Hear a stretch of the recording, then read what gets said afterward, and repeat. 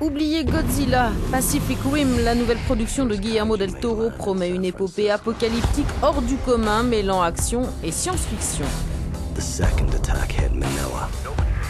Surgit des flots des hordes de créatures monstrueuses, les kaiju ont déclenché une guerre qui a fait des millions de victimes et épuisé les ressources naturelles de l'humanité pendant des années. La Pan Pacific Defense a organisé la riposte en construisant des robots géants.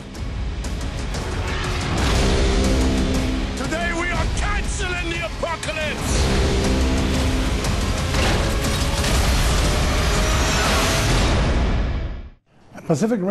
Pacific Rim est un énorme film d'aventure avec des robots géants et des monstres géants.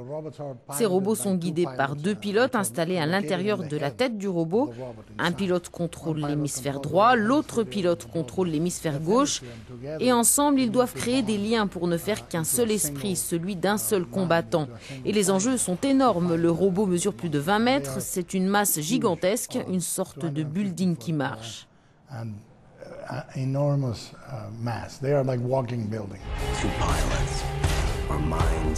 Pour Pacific Rim, le réalisateur mexicain s'est inspiré des films de monstres japonais.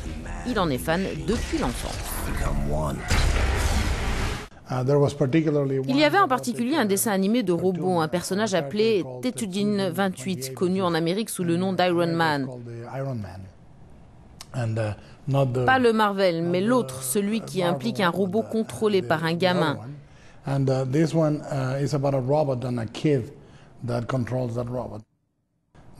J'étais tellement immergé dans ce monde que chaque fois que j'avais de la fièvre,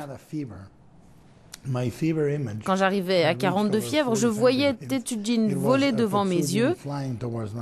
Et je voulais me réveiller, donc je suis gravé par ces robots géants. Imprinted. It is pretty cool.